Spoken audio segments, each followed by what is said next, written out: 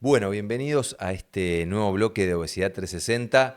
Hoy estoy reemplazando a la conductora que es Virgi Borga, que está de viaje, pero bueno, tengo para reemplazarla tres grandes invitados, Mili Mateo, Cami Orioli y Alen Juto. Esto es como el equipo ideal para el abordaje interdisciplinario, es el equipo de salud, la plana completa, nutricionista, médico, psicólogo y actividad física controlada.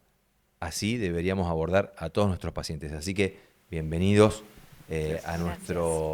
nuestro podcast y empiezo directamente. Los presenté con los nombres, somos amigos, trabajamos hace mucho juntos, así que dejo la formalidad para otro momento. Hay un tema que es muy importante y por ahí voy a empezar, tal vez con Cami y con Mili. ¿Por qué comemos sin hambre? ¿Cuál es la razón por la que, aunque no nos duele la panza, aunque no nos haga ruido, igual elegimos comer? Bueno, en realidad el comer, la alimentación siempre desde que nacemos está como muy vinculada al afecto, al cuidado, a la calma. Entonces, por ahí no es extraño que después, cuando sentimos emociones muy intensas, como quizás el aburrimiento, el sentirnos solos, la frustración, recurramos como a la comida para poder autorregular emocionalmente, porque la comida no es solamente nutrición, sino es vínculo, es autorregulación, es calma, tiene que ver con un montón de cuestiones que van más allá de como estrictamente el acto de comer y de nutrirnos. Entonces, muchas veces terminamos comiendo no por hambre, sino por un montón de cuestiones que tienen que ver con lo emocional. Perfecto, me encanta. Hago doble clic porque nombraste dos veces al menos autorregulación. ¿Qué buscamos en la comida? ¿Cómo puede ser que nos autorregule lo emocional si la comida es solamente para nutrirnos? Y bueno, el tema de que por ahí la comida, digamos, genera un placer o una recompensa inmediata en donde por ahí busca tapar, evitar, transitar ciertas emociones. En el momento quizás genera un alivio inmediato y después quizás, digamos, en lo posterior genera culpa o genera malestar y ahí es cuando el comer emocional por ahí se transforma en un problema, porque en realidad comer por ansiedad, comer por aburrimiento no siempre es un problema cuando se hace a veces, sí empieza a ser un problema cuando es la única estrategia de afrontamiento o de autorregularnos que tenemos o de gestionar lo que sentimos, el comer. Ahí sí empieza a generar malestar y empieza a interferir en nuestras vidas. O sea, no está mal que nos demos un gusto, que nuestro cerebro sienta placer al comer, pero el problema es cuando ya es lo único o pasa a tener una preponderancia mucho mayor.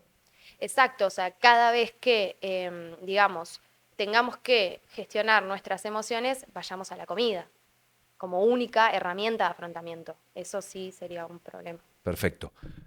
Mili, hay diferentes tipos de hambre, ya que Cami habló de este hambre emocional, lo nombró. ¿Hay otros? ¿Tenemos algún método, alguna manera de diferenciar el hambre? Porque yo digo hambre y digo es cuando te duele la panza, pero después pienso que comemos un montón de otras veces. ¿Hay un hambre? ¿Hay dos hambres? ¿Cuántos hambres hay?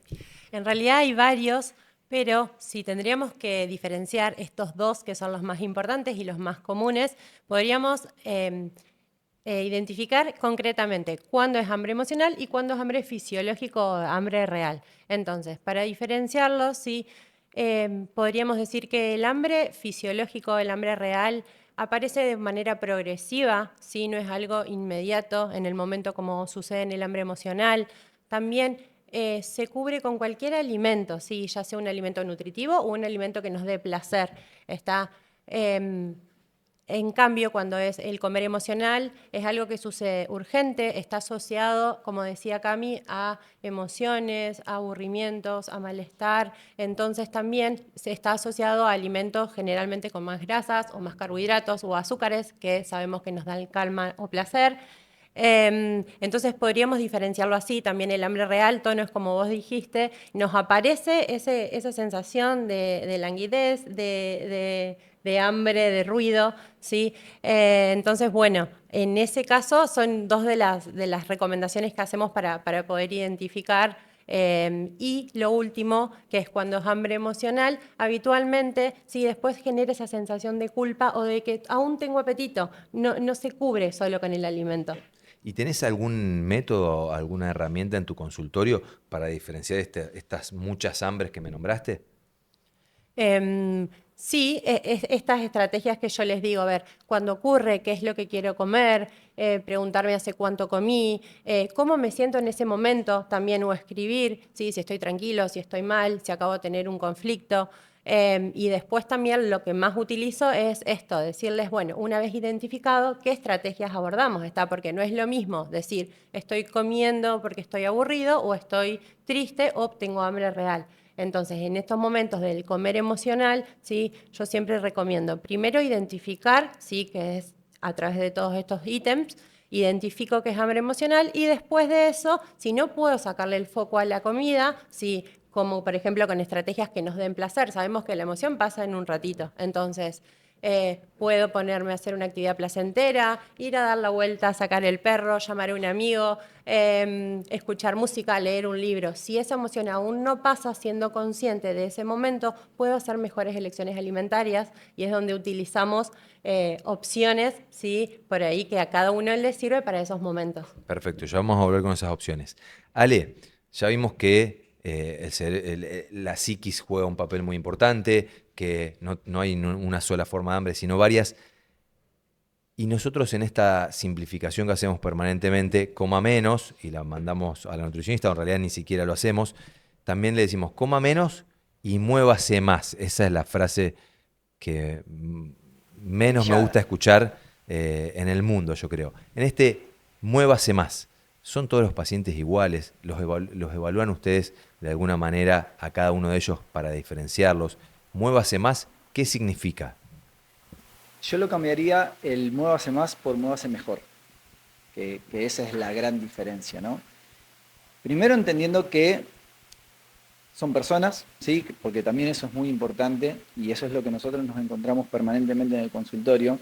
Esto que por ahí inclusive hablaba con Vir en algún momento, el tema de la humanización de esa persona, en donde pensamos que es diferente.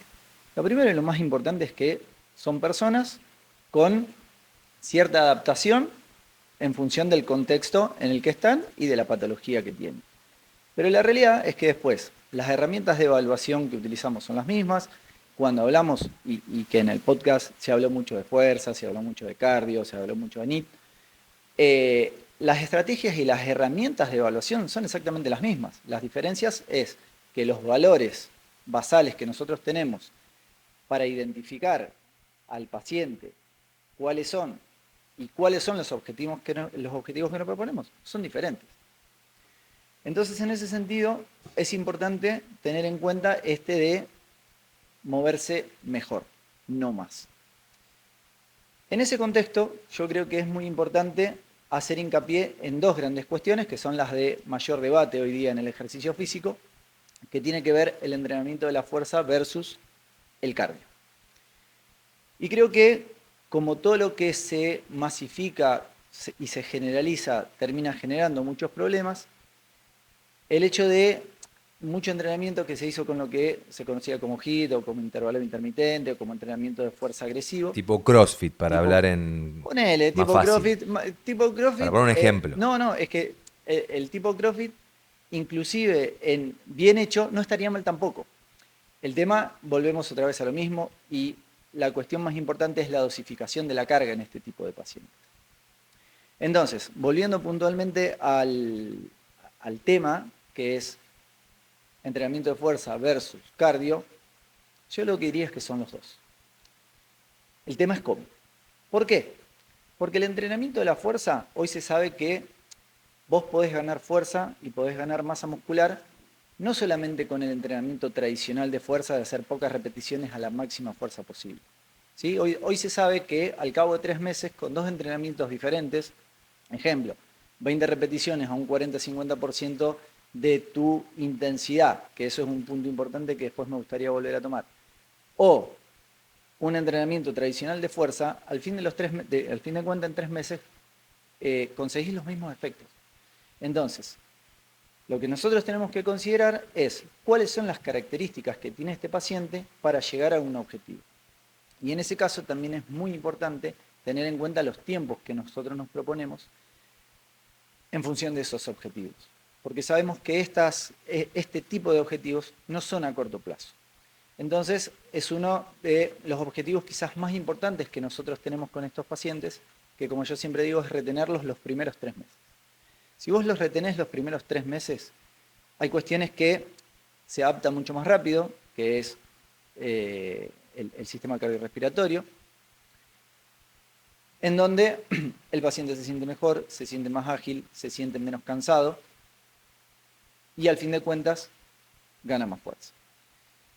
Con todos los beneficios que eso trae, ¿sí? Que justamente es disminuir la sarcopenia, aumentar digamos, la mejora del sistema cardiorrespiratorio. Como han hablado en otras instancias, la liberación de mioquinas con un efecto antiinflamatorio producto de la actividad muscular, que son de alguna forma esas 3 cosas que son las más importantes que nosotros tenemos en cuenta a la hora de la mejora de nuestros pacientes.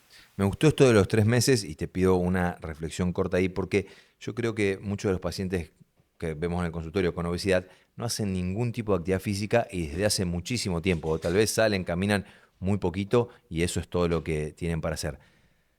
Y a veces nos vamos nosotros a mucho más lejos diciendo es mejor el cardio o la fuerza y tal vez con esos pacientes lo que necesitamos es solamente que vayan al gimnasio, que se muevan un poquito como sea y tener ese engagement, ese enganche para que sigan y después sí plantear vamos por fuerza, vamos por cardio. ¿Qué te parece, Ale? Totalmente. De hecho, digamos, saliendo un poco de lo estrictamente técnico, son los desafíos más grandes que tenemos porque los miedos o los mitos que traen los pacientes en ese primer momento son mucho más importantes que el entrenamiento en sí.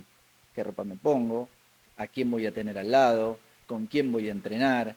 Che, yo transpiro un montón. ¿Qué hago?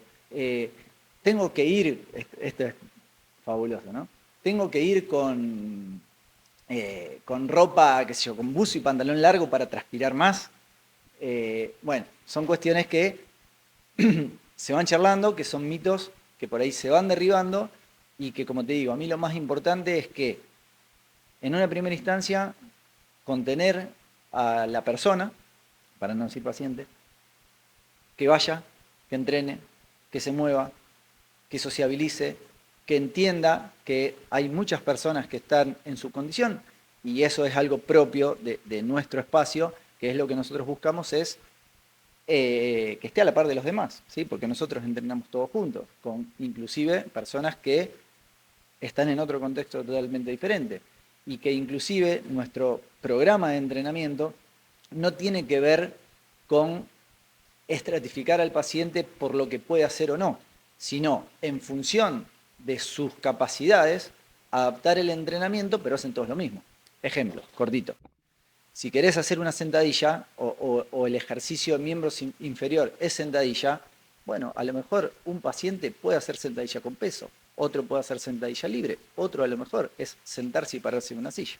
Y es tan simple como trasladar eso a actividades de la vida diaria. Perfecto, Ale, me encantó. Mili, vuelvo con vos. Breve, por el tiempo, pero decinos qué tips usás más en el consultorio para que el paciente use cuando tiene hambre. ¿Qué le recomendás? Lo más frecuente. Tengo hambre. ¿Qué hago cuando tengo hambre, Mili? ¿Qué puedo hacer para que ese hambre se me pase? Sin que sea comer un montón. No, bueno, la primera recomendación siempre es ir a lo natural, a los alimentos reales. Yo uso mucho, esto me parece que es fundamental para que el paciente pueda adherir al tratamiento, encontrar una planificación y alimentos que se adapten al paciente y no al revés. para que no sea una obligación y para que no le pese tanto, ¿sí? Entonces es hacer al revés, ¿sí? Enseñarles a que, obviamente con educación, que es lo que hacemos, pero también adaptarnos nosotros al paciente y darles recomendaciones que puedan respetar sus gustos, sus horarios, su economía, y así es mucho más fácil adherir al tratamiento nutricional. Me encantó salir del plan preestablecido para todos y adaptarnos nosotros a los deseos y a lo que el paciente come habitualmente. Último, Cami, ¿cuánto crees que tiene que ver esa recompensa que buscan los pacientes ya con obesidad en los alimentos con el desarrollo, digamos, con ese camino de llegar hasta ahí? ¿Es muy importante la recompensa en estos pacientes? Ellos, o sea, el hecho de buscar la satisfacción en la comida, ¿cuánto tiene que ver en que hayan recorrido ese camino desde peso normal hasta obesidad? Bueno, el tema de lo emocional justamente es muy importante a tener en cuenta a la hora de evaluar la conducta alimentaria de una persona, porque influye muchísimo, muchísimo. Pero también hay otras cuestiones que no son emocionales, como las creencias o los patrones de aprendizaje, que bueno, van a impactar en las consecuencias que tenga, digamos, en el peso de esa persona, si es a eso a lo que te referís. Se puede trabajar más que nada para buscar recompensa o placer en otras actividades que no sea comer, trabajando mucho más allá de los patrones de aprendizaje, o sea, en las conductas aprendidas, en poder aprender, desaprender y aprender otras nuevas, más funcionales, y también en la reestructuración cognitiva, o sea, en ver cómo piensa esa persona antes de comer, cómo se siente antes de comer y lo que aprendió para poder reestructurarlo y hacer algo diferente y que no todo pase por la comida, ¿sí? O sea, que pueda encontrar una forma de autorregular y autorregularse de otra manera, con otra actividad. Perfecto. Que no sea comer. Me encantó el capítulo de hoy. Me imaginé un paciente recibiendo todos estos consejos y este abordaje realmente interdisciplinario, teniendo en cuenta la nutrición, lo psicológico y la actividad física, y no hay duda que al paciente que pueda estar con ustedes todos juntos le va a ir mucho mejor. Así que bueno, los despido, les agradezco por haber venido Gracias. el día de hoy y la próxima nos vemos de nuevo con Virgi como host.